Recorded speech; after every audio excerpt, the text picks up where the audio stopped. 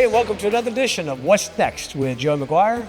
I'm Robert Giannetti. Coach, last time we were here in these seats, you were talking about coffee. Yeah. And one of our viewers on YouTube wanted to know if you'd ever tried Costa Rica honey coffee. I don't think I have, but I will. Yeah. I mean, I'm up for any kind of coffee. I love coffee. Maybe he'll send you some, or she, I don't know. They didn't Yeah. ask me it was a name, but they said, Coach, have you ever tried Costa Rica honey? It's really Well, if they're or listening Costa Rica today, process or something like that. if they're listening today, send it to the Wamble Football Center, and I'll definitely try it. You have us all over, right? Yeah, We'll have no some doubt. coffee. How much coffee you had today? I've had it. Today is a light day because today's our recovery day, Right. and so I've probably had about 3 or 4 cups. I was going to ask you on a day where you're not busy today, you're busy every day, but like on Friday or Saturday when you got a lot going on, are you going to drink a little bit more? Yeah. I mean, in practice days, like we've been practicing in the morning, so I'm usually, by the time we get to practice, on cup 10 to 12. And it's not always tell people like I'm already juiced up whenever I walk in. As soon as I see a player, I'm fired up. I really do like the taste of coffee, Yeah, and that's I good. don't put anything in it, and I drink it hot the way coffee's supposed to be Yeah, drank. I hate coffee. I don't do iced coffee or anything like that. It might be a new thing for us, coffee talk. Yes. Try different coffees. As long as it's hot. Compare me. I'm with you. I can't drink cold coffee. Yeah. People bring them to me sometimes. I'm like, thank you. Yeah. I just pour it out. I'm with you. I can't drink this stuff. So I saw you guys, you're going out tonight. You're taking the guys out. Everything kind of coming together. You like where we are as, chemistry-wise and everything else as we enter the second week? Yeah, I do. We're going to main event tonight. This is our recovery day. We've just finished practice number 6, and this is a way to get them closer, and there's something will happen tonight where we'll have a good laugh, and it's just the more things that we can do together, football, but just anything that's just life, the better and closer we're going to become, and that's the key, because we're going to be in some really, really tough games, and the team that cares about each other more usually wins those games. Yeah, I saw, I don't know when this comes out, the first episode of The Brand is out, but you see a couple of your guys talking to the team, and it's pretty impressive to watch their message, like Skylar and Barron, and there's some, you can tell this team already has a connection. Yeah, This is very unusual. Somebody asked me the other day, like, where does it kind of compare? It reminds me a little bit of year one, because we were an old team. You talk about Sir Roderick and Muddy Waters and Kosai and,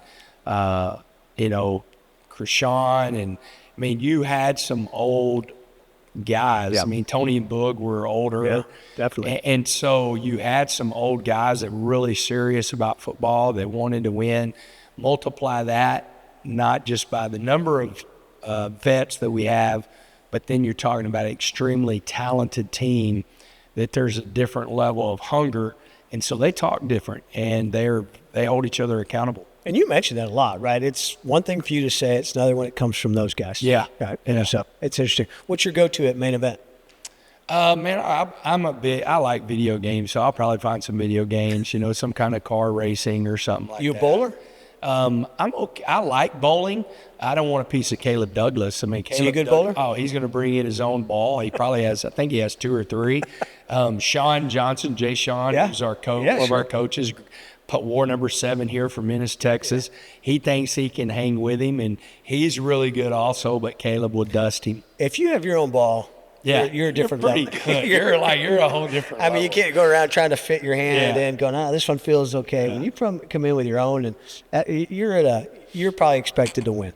As you look ahead to next week, you got a scrimmage Saturday. What are you trying to get out of these things? It's all situational stuff. Like yesterday, we did short yardage at goal line. It was a live period in both of those. I just feel like it's hard to not be in a live period when you're trying to work short yardage and goal line, and that's such a tough physical part there. And it's not. I mean, you got to go live in those periods. Tomorrow we've got a 2-minute. Friday we've got coming out situation, and so like the scheme and all the plays we've got to rep and get better at, but I'm really just trying to attack the situations that we're going to be in. We've probably done more red zone than anything, and that's one thing. You got to score in the red zone, and you want to score touchdowns in the red zone, and on defense you want to stop a score, or you want to make them kick field goals. So that's going to be a big part. So we've probably done a lot more of that. Saturday though is going to be operation, because that's new, as far as get better at that. Whenever you're talking about operation, is substitutions, play calling. You've got 2 new coordinators doing a lot of that, and then situational football. That's what I'm trying to get out of it. One thing I noticed about your 2 new guys, both very intense, Shield and Mac, kind of bring a different energy. Is Shield always like that? Is he kind of? Oh, he's geared up. Yeah, man. He's very locked in on what he is trying to do. Whenever he steps in the building, he definitely has a demeanor of this is what we're getting accomplished. This is exactly how we're going to do it. And it's a great message to the coaches to get it done. And then, man, he has some juice. He really brings a fire that those defensive players have really responded to. Yeah, I mean, watching him, I thought, man, this guy, he seems locked in from the moment he steps on the field. Yeah, and he's a great teacher. I think everybody saw that and felt it whenever they did the mic'd up. Yeah, there's mic'd up. If you haven't seen his mic'd up, you need to watch it. It's intense watching it. And then Mac is kind of a different energy, but I like watching his interactions with his guys too. Yeah, Mac is one of those guys. He's like this until the big play happens. Yeah. You know, it could be a good play. He's still going to be like this. When we get it explosive, now he's going to get excited. But he is very level-headed. The plays, he's on to the next play, probably even before that play is over, of like where he could put us in the best situation. Do you ever have a chance? There's been so much talk since portal, right? There's been so much talk since signing day. Do you ever find yourself out there going, man, here we go, we're out here, and does it seem different to you? Does it seem like a different group to you? Man, we're so much bigger, huge, and we are hitting numbers that we've hit before, but as far as like how fast we're running GPS wise, it's just how many are running that fast. Like there's just more guys doing it, and then I do think there is a way that we do things that our players, our new guys, have really bought into and appreciate. And we talk all the time about, you practice like a pro. This is what it's going to look like next year in the NFL. You need to learn it now. They appreciate that because that's their goal. That's where they're going. And so I think they've bought in really quick of how we want to try to do things. Does all this happen in, high school started 2-a-days, you guys are going, does it bring up for you, do you ever get nostalgic? Do you have time thinking about, man, I remember this kind of an August drill, or do you ever give yourself time to think back about that? Like you've had some great memories over the course of your career. You told us last week 30 years, right?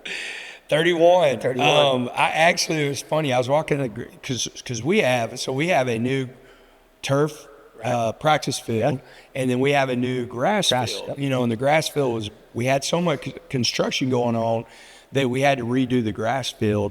And so I was walking the grass field because yesterday was our first afternoon practice. I wanted to make sure we practiced on the grass. I mean, there's a 40-degree difference between the turf and the grass, whenever you're talking about practicing. And so we're on the grass, and I was walking the grass field, and I literally was thinking back like a morning practice. And then my grandmother lived right by the high school, so I literally would go from a morning 2-a-days, go have lunch at my grandmother's, take a quick nap, and then get back for the afternoon. So I was walking the grass field, and whatever reason I was thinking back, because we go in the mornings. If we don't, like yesterday we went in the afternoon, so we had our walkthrough. So we're not 2-a-days like the old school 2-a-days, but it still is. I mean, we come in the building at 6:30 and they leave somewhere between 8 and 8:30 at night. Yeah, it's not called 2-a-days, but it really is. Really, because we'll have a walkthrough at night, and get 100 reps of a true walkthrough. But they're still here. There's still a lot of time. You were telling us at the very first episode we did about how you were a special ed teacher. And you probably mowed that grass sometimes yourself, right? I mean, do you pinch yourself and go, man, look at the situation I have now? Well, I did have to line the baseball fields whenever I was coaching baseball. The guy that did the most mowing is Dave Martin. So he was a high school coach. Did he have some experience to that? Well, he does. I call him Farmer Dave because he's the guy that goes out and checks our grass and tells me, where to put different drills.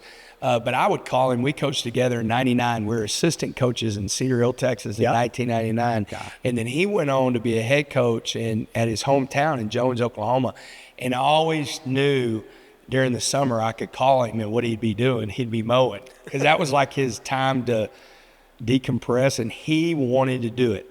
I just got off a radio show, and they were asking me like my morning routine.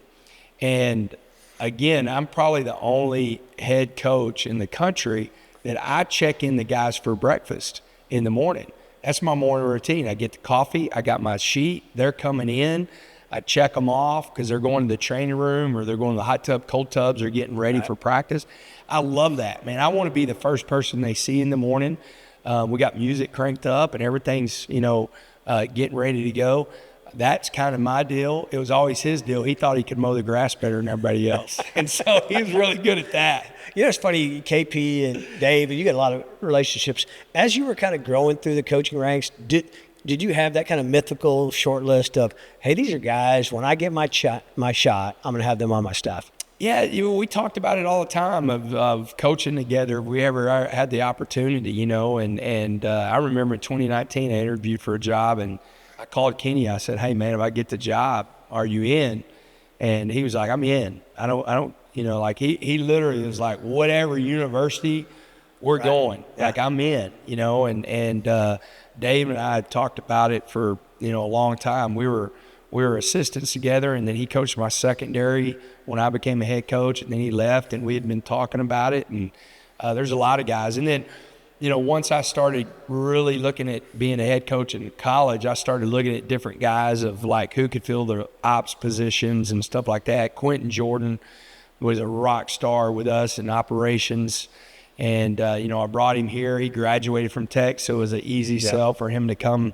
He got his undergrad and his master's here. And so you're constantly looking at that. Learned that from Mac Brown, man. He's got a spreadsheet. He would, if you needed a coach right now, even though he's out of it, you could probably call Mac and say, hey, who do you think would be a good defense coordinator? He's going to have 5 names really to go, oh, yeah, that's awesome. Unreal with that. Well, and I know Blanche was telling us one time, James Blanchard, your general manager, that when you said, hey, going to Texas Tech, and Blanche goes, hey, if Joey's going, I'm going. Yeah. Right? And so you kind of build those relationships and have that going. I think it's cool. Yeah, we really started talking like, he's Kitley's chief of staff, but he was the head equipment guy. And I asked Harrison Hanna, like, is this what you want to do for the rest of your life? And he goes, no, man, I want to be in operations. I want to be a chief of staff. And so I knew, man, whenever I got the job, he was the guy I walked in and said, hey, finish out the year, but let's go to Lubbock. And he was like, got you, coach, I'm in. That's great. You mentioned this in your press conference the other day. It's still hard to believe we have tickets available for that first game, right? And so what's your pitch, right? We got to get out. We got to fill this place up. We got to fill this place up. I mean, you got a chance. I could be wrong. Dowdy, who knows with Dowdy? You never know with him. But he said that we're trying to set a Guinness Book of World Records for the most drones ever flown. Yes, we are. That's correct. So that's the third and fourth quarter. So be a part of a Guinness Book of World Record deal. But I'm just telling you, like, I really believe in what we're doing. Y'all know that. And I believe in this football team. And it's really got a chance to be one of those special moments. And why not be here? We probably don't have time now, so we'll just save it. We'll tease it. But I do want to tell you a story about whenever I was on the recruiting trail in January and listening to a conversation. So we're going to tease that. Good. I love that. We'll tease do it next show. We'll do it next show. Maybe Dowdy will remind us. And it's really like the whole point of that story is going to be people have been waiting for something really great to happen. I think this is the team that can do it. So, man, let's be here. you do a lot of shows, so don't spill it for somebody else. Save it for us. I got you, man. Save it for that. I got you. You know, I told Kirby the other day, Kirby Hook and I were talking, and this kind of shows you how shallow an individual I am. I said, Kirby, all I've ever really wanted is for us to be great at football. Yeah. And he goes, well, I think we got a chance this year, right? Yeah, I do. I think, and that's why I be here. You know, because here's the deal. You know, you can say whatever, this game, this guy, hey, I'm going to come to this game, I'm going to come to this game. Our fans, go back and watch the press conference after the Arizona State game with the Arizona State head coach and their players. Go back and watch the Cincinnati press conference with their players. And they're talking about playing in Jones AT&T and the crowd. Yeah.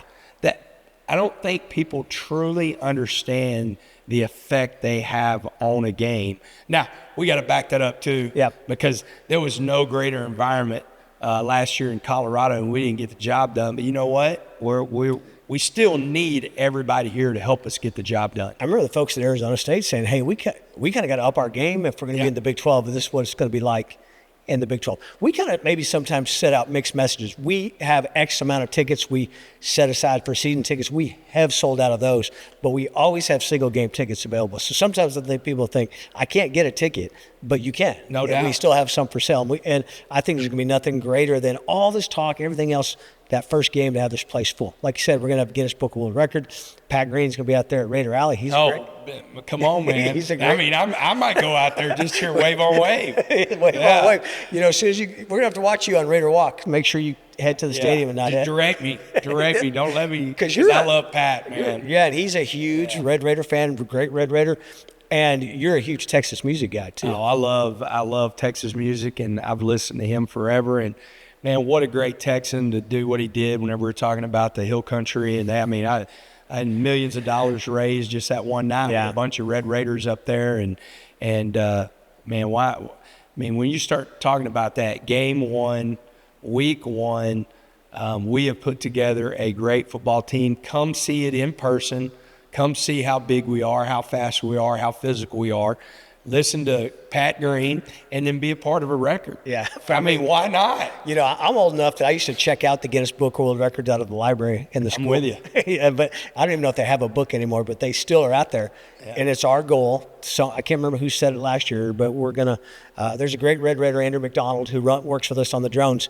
And it's our joint goal is to say, hey, let's set a record, but have more drones than any other college game has ever had. So it'd be cool to be a part of it's that. Happening.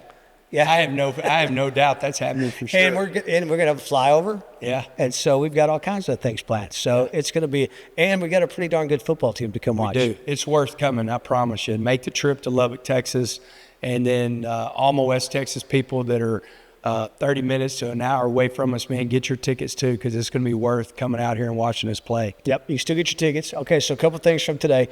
The guy's going to send us the Costa Rica coffee. Yes. Right? We'll have some Costa Rica coffee.